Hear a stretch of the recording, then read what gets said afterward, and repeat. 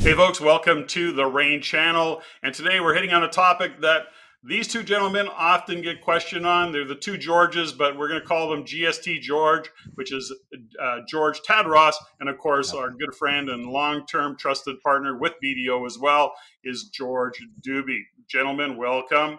Thank you. Thank Okay, you. we're going to get right to work. Now, what we are looking at when it comes to short-term rentals and Airbnb is the tax consequences. So if we go to GST George, the note I've got here is if Airbnb, for example, is remitting GST, HST on our behalf, do we need to do anything else? So that question seems a little vague.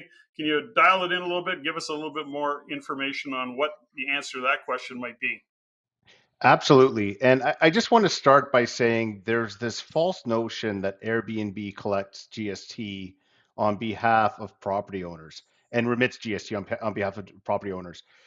They're required under new legislation to collect and remit tax as a digital accommodation platform. That is Airbnb's liability. That is tax where a property is held by someone who is not registered for GST. So a lot of property owners that have properties in short-term rental pools assume that they are off the hook for any GST obligations. And the reality is that's not true. There could be a number of reasons why they may have a GST obligation. The first is they might already be registered for GST. Mhm. In that case, Airbnb should be notified of their GST number. And Airbnb is never going to collect and remit tax on your behalf. Airbnb will collect tax and provide you with that tax in order for you to remit it on your next GST return. A second area where people might fall short of the obligations is they might become a registrant. And I think when you hear the word registrant, you're thinking somebody who's registered for GST, but that's not necessarily the case. It's someone who is registered for GST or should be registered for GST. So there's a $30,000 threshold for all taxable sales for an entity, and that includes short-term accommodations. If you ever hit that threshold, you are now a registrant, whether you're registered for GST or not, and you have an obligation to collect and remit the tax. So once again, you'll have to collect and remit that tax, and you'd have to notify Airbnb. There are some consequences of not notifying Airbnb when you are registered for tax or should be registered for tax. The first is that the tax that Airbnb is collecting on your short-term rentals does not change your obligations to have to collect tax. So even though Airbnb is collecting on the weekend getaways and any other short-term tenancy, um, CRA that doesn't change CRA's mind in terms of whether or not you, as a property owner that's renting that property through Airbnb, has an obligation to collect or remit GST. So that is something we always tell folks to watch out for. Airbnb is collecting tax for themselves. It just happens that they collect tax for themselves where a property owner is not registered and doesn't have to be registered to collect the tax.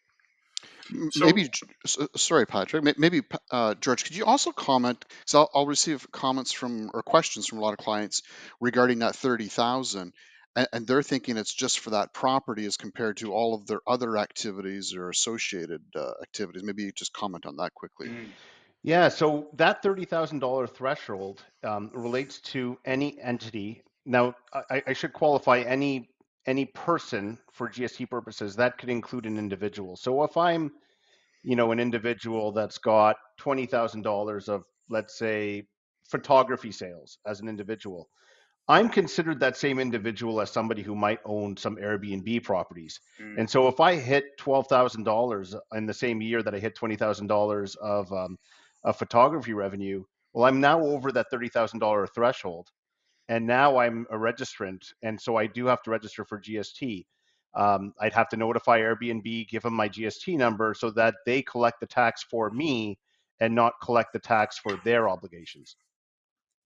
So just for clarity, though, when you say that, and I get that, but as an individual, so I'm going to just add another layer of question, which is if if I've got a couple of corporations and, one is my Airbnb and I run all of my short term rentals Airbnb through that corporation, and I have the photography studio under another corporation, then I'm doing photography and I may or may not be submitting depending on revenue into that corporation versus another, just for clarity. So, and if let's say I'm doing, I don't know, let's say it's 25 grand. So I'm under the threshold on the Airbnb side of it, and I'm slightly over the threshold on the photography side of it.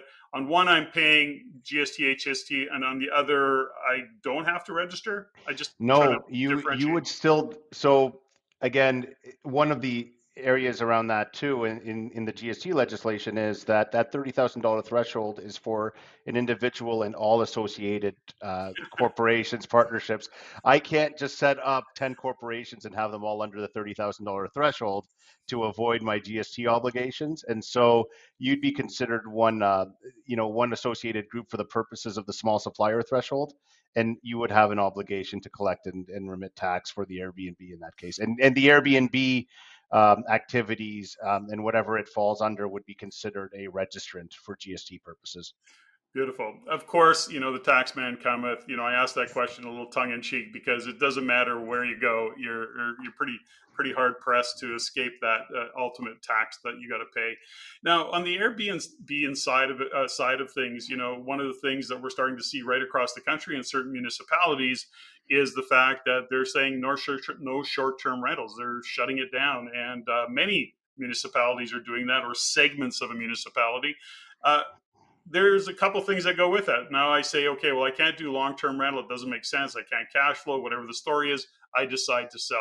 Now, you have pointed out that underneath, you kind of gave us a little bit of a hook that there may be a gotcha in that sale. Can you give us a little more information now that we're on camera?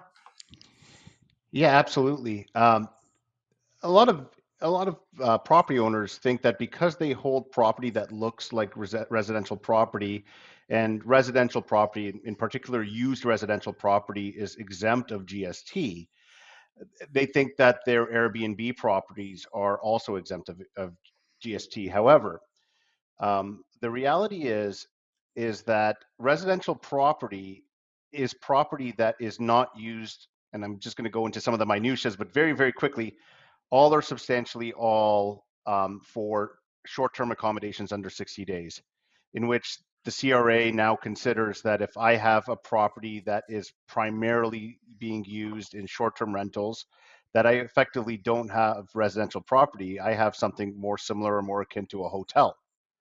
And so they provide guidelines as to whether or not you are a hotel for GST purposes Mm. as opposed to being residential property for GST purposes.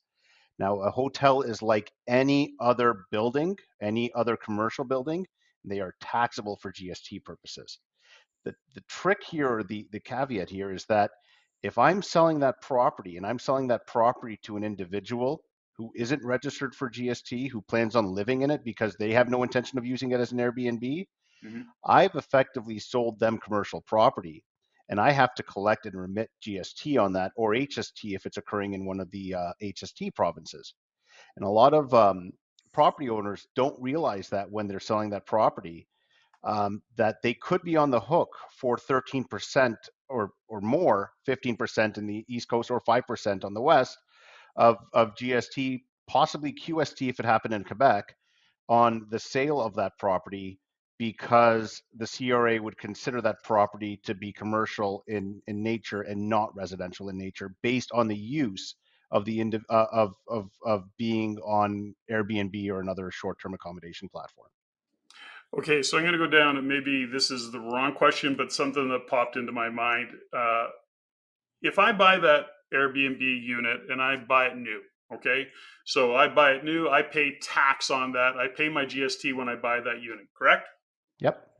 Now, when I sell it, let's say I'm selling it a year later, 2 years later, 5 years later, it's now selling to an individual who's going to live in it, and potentially I'm selling it then as a commercial unit still, and that I would then have to collect the tax from that individual of the appropriate tax, 513 or whatever it might be. Is did I understand that?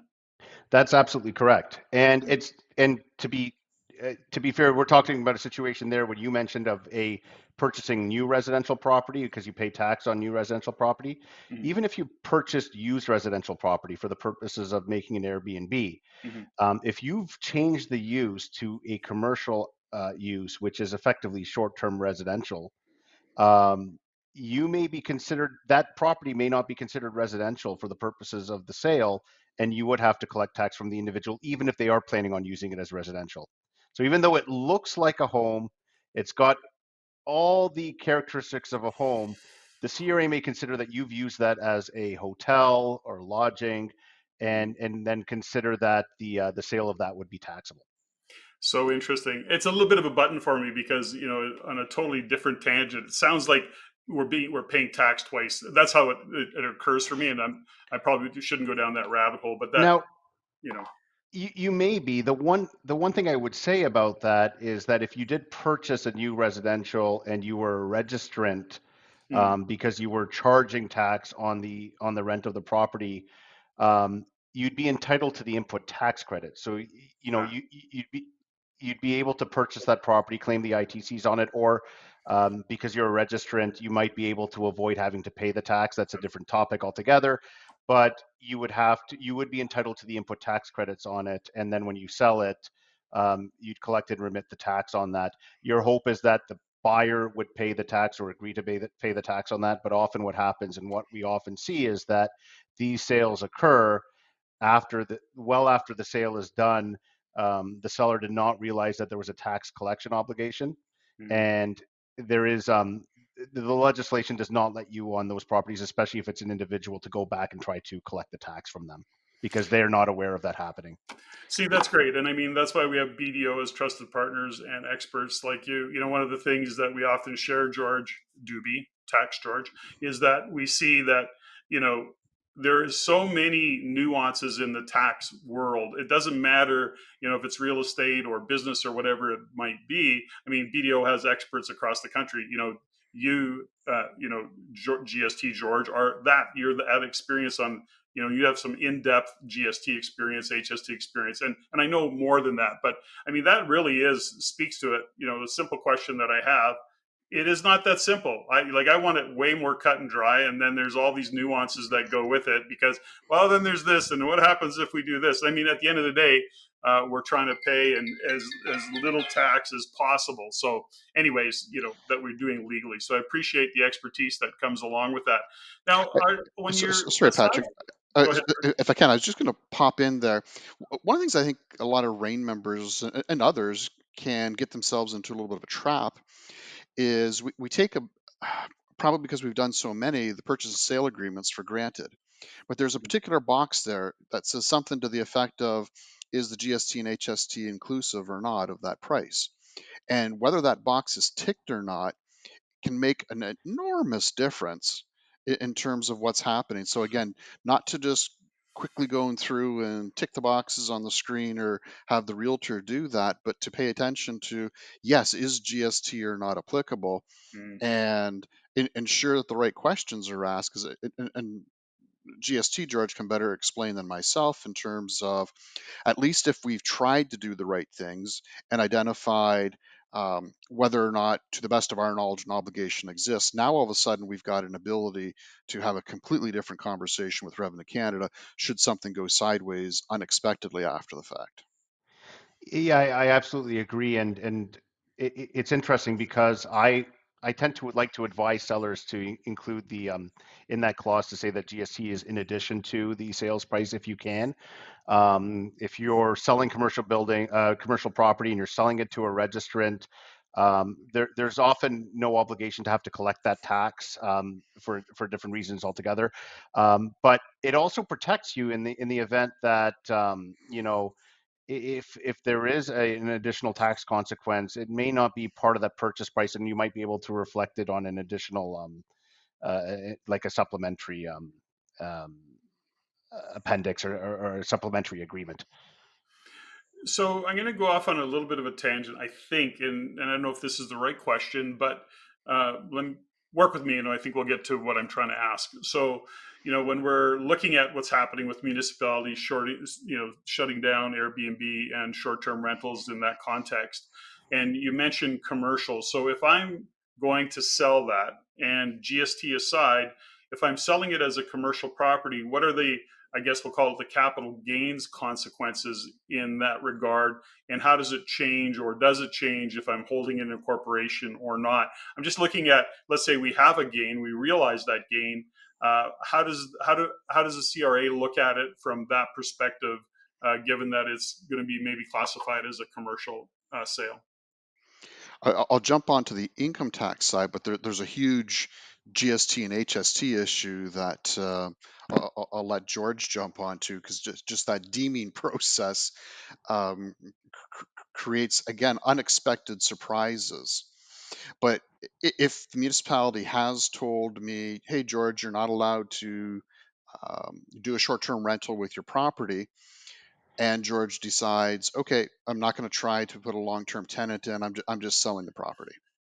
So I'm going to have a capital gain, assuming I've sold it for more than I purchased it for, similar to any other scenario. So actually, the short-term rental component won't play an income tax deviation, if you will, in terms of what's going to happen. It's going to be more on GST George's side. He's going to potentially have some awful news for somebody, even where they decide to keep the property for long-term rental use. Hmm. Yeah, there could be a change of use for the purposes of GST there if they're deciding to hold on to it after being a short-term rental. If I decide to now use it for long-term tenants or for another use that's an exempt use of that property, like let's say I decide to move in there, there could be a deemed disposition and what's called a self-supply for GST purposes, where I now have to effectively collect the tax and remit the tax on the fair value of that property, um, because it's as if I've sold myself residential property.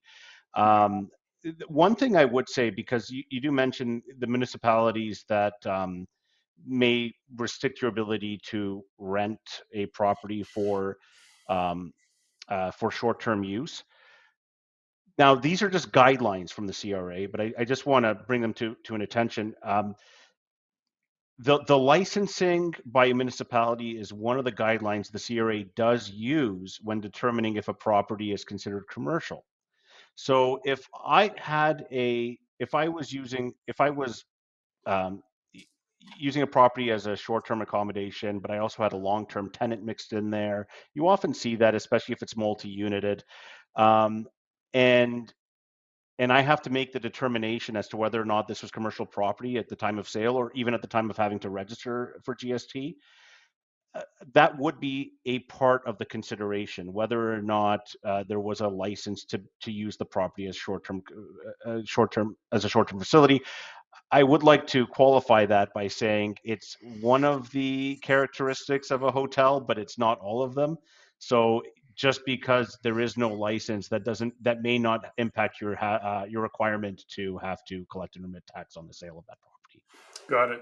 Now, so as we start to wind down, there's one, I guess what I'd like to know, and maybe you can help viewers with, is that, often and most often we hear it time again, when we're going to have a change, something's happening. Okay, we have to sell, we have to collect GST, we hit whatever thresholds. Then we have to go because CRA says, okay, you owe this money, we've reassessed, or, you're selling, well, this is how we deem it. Um, it's always about documentation. It's always about the audit trail that you leave to quantify or qualify your decisions and what you're going back to. Now, is there one, two, three things that you could give our viewers some tips around making sure that whatever documentation is in place or whatever steps are? I maybe too vague a question, but I'm just trying to make sure that people don't show up one day and then you go, well, no, and then you got to get me this and get me that. And, is there something they can do just to be proactive and stay in the loop of creating that audit trail should there be a change? A few things. I do believe, especially in the case of where a property could be mixed use, short-term use, as well as long-term, and you could make the argument that it was always residential. Accurate logging of the tenants, who's been in, who's been out. Airbnb tends to provide a paper trail of that. But if you have some long-term tenants in there for a long time, some kind of agreement in order to identify them would be something that you'd want to keep on the records. Your general transaction keeping, if you were trying to claim, like if this is now commercial property, you're entitled to input tax credits. So you'd want to make sure that any receipts that have GST are kept for, I, you know, the statute barred period is 4 years for GST before you can claim an ITC, but I'd like to keep it at least 6 or more if you can. Tax George, do you have anything else to add to that? The one thing that I've seen, and I haven't really had to use, but I've had discussions regarding, is more when we're planning the use of the property. Maybe, for example, I'm actually trying to get a long-term tenant in there, or trying to have more of an executive property available where I'm going to rent for, say, 90 days plus. And at times that may not be successful. So in the interim, I put in the short-term rental, but trying to argue with Revenue Canada potentially that my purpose may not be exactly where the numbers show. But if we look back at what my original plans were, and I made reasonable attempts to accomplish those, and ideally over a number of years, I've gotten to where I want to be. I think there's a very different discussion as compared to I don't have any support. I'm just flying by the seat of my pants. Beautiful. Yeah. Anything as we wrap up? Anything you want to that we missed talking about? Any points that you want to make before we sign off, gents? To me, the big thing is, and partly we were George and I were talking. I guess it was roughly a month ago. Is watching the municipalities that you're investing in, and being able to chat and look and see how Yep. friendly they are. Not necessarily specifically to the short-term rentals, but more the tourism industry, for example. Now, there's a couple of contrary examples, no question, where the municipalities went off and, in my opinion, um, did what they shouldn't have done in terms of the restrictions. But I think some areas are definitely far more friendly. They want the short-term rentals and whatnot to feed the Yeah. economy, and not that there's any guarantees that the next election won't completely replace folks, et cetera, et cetera. But it's back to what Rain's been teaching year over year over years: do that due diligence. You must. Okay, well, listen, gentlemen, the two Georges, GST George, Tax George, appreciate your time. BDO folks, we have BDO as trusted partners because these are the nuances that make a huge difference at tax time. And when you're doing real estate, when you're doing these deals, we want to stay ahead of the game, be proactive, understand what the tax consequences are so that we make great decisions. Two Georges, thanks very much. Thank Thank you you. all.